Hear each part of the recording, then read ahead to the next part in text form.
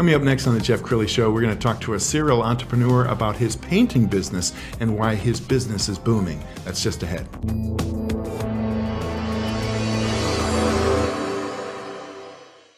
Many are predicting that the worst is yet to come, which is unfortunate, said one person here.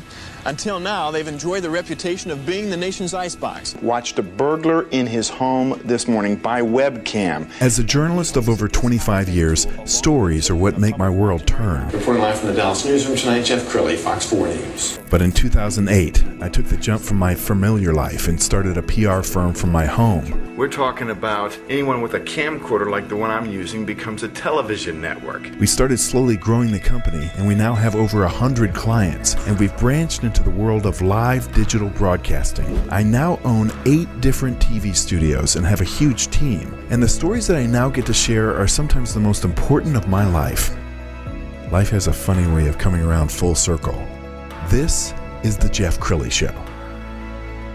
COVID was brutal on a lot of industries, but one of the industries that helped was the home improvement industry. As you can imagine, just millions and millions of families are at home looking at that crack in the wall or looking at that ceiling that they forgot to paint. And to talk about that today, Michael Rahman. He is the CEO and founder of Dallas Varsity Painting. Thanks for coming on the show. Absolutely. Thank you. Yeah, like you said, during COVID, everybody was at home, so it was a really good time for the industry, and it was also deemed like one of the necessary businesses, so it stayed open, like restaurants and other different things. So it was a really unique time frame for that industry as a whole, and we happened to really capitalize on it, just with being in a good market at the time as well, with Dallas being such a booming metroplex at the moment. Well, I'm really impressed with Michael. I didn't start my entrepreneur journey until I was 45. He started his in high school. Tell that story. Yeah, so I was a part of a big entrepreneurial company that gives an opportunity for students to really apply themselves, get mentors. So I started really early, but before even kind of the intern, I was just a regular employee going door to door. And I was walking out of a wrestling practice one day and I saw a flyer for a job. I realized I was starting to end high school sports and I needed to do something. So kind of applied myself, did really well at it, became their top marketer in the entire country. And then kind of the next year ended up going through the actual program and starting my entrepreneurial journey that year. And since then, I've kind of dabbled in a lot of different things. My other notable venture, I was in apparel for a little bit, grew a clothing company making clothes for all the frats and sororities around the country. But obviously today we're here to talk about the home improvement industry. Okay, so how did you find yourself back in painting?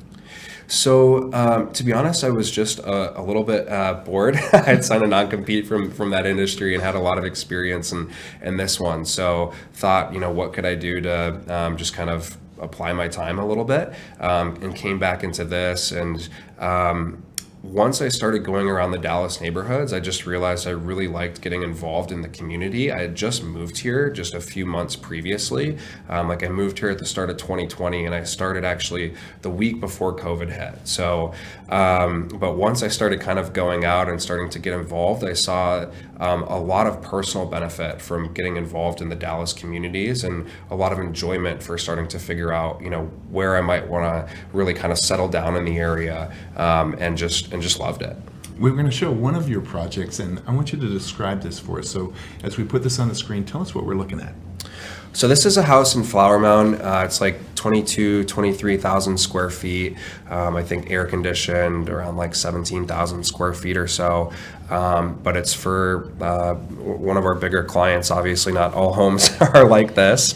But this is a really, really custom project. On these walls and the ceilings, I don't know if you can kind of tell, but it's got a very Venetian style look.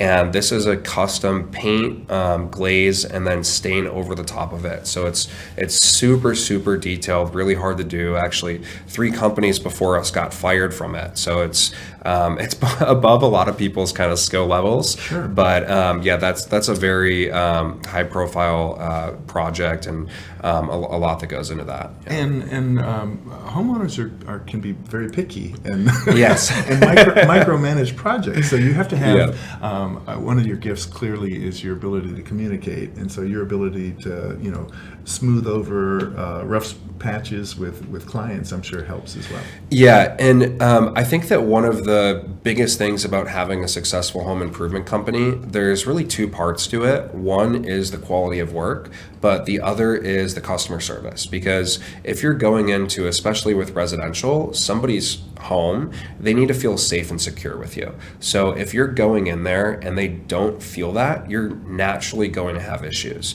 That homeowner is going to be going to bed every single night a little bit stressed out, and the next day they're going to wake up and they're probably going to have a problem for you. So when you can help to alleviate that and make sure that they know that they're going to be taken care of, it really helps every aspect of the job, and everybody has a much better experience. So there's a little bit of glamour associated with your life because you started a new project, and tell everybody about what we're watching right now.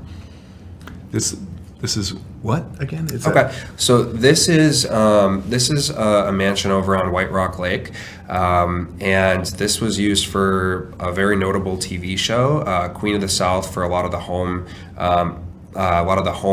Shootings in there. This home was full interior stucco, so that's extremely rare. I'm not sure with whoever built it, but they spent a big pretty penny to go ahead and to create that stucco, and the new homeowner coming in wants to go ahead and to get it a much different look. So we're helping to create those walls to what's called the level 4, level 5 finish, basically flat, smooth walls throughout the entire home to help get it very beautiful for the furnishings that they're going to be doing. But yeah, that's a notable home. It's also been used for a lot of different commercials throughout the Dallas area.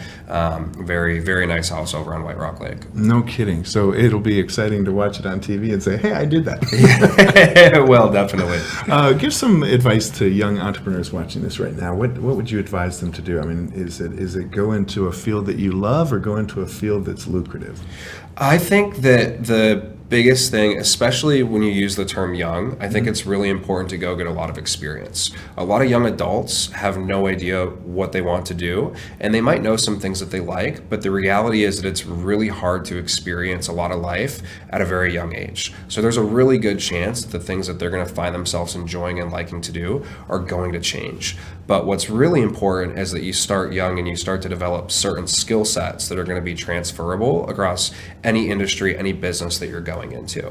So starting to learn how to go ahead and to hire and find employees, how to maybe track business metrics, how to go out and sell different things, how to identify your strengths and weaknesses so you can start to figure out partners that are going to be good for you.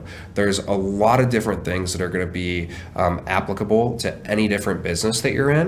However, if you don't start early, it's going to be difficult to get a lot of that experience to be able to grow once your skill sets are really defined in more than one different thing. So if you find yourself starting a little bit later, you're not going to be able to do a whole bunch of different things because so much of your time is going to get caught up in becoming an expert in that industry.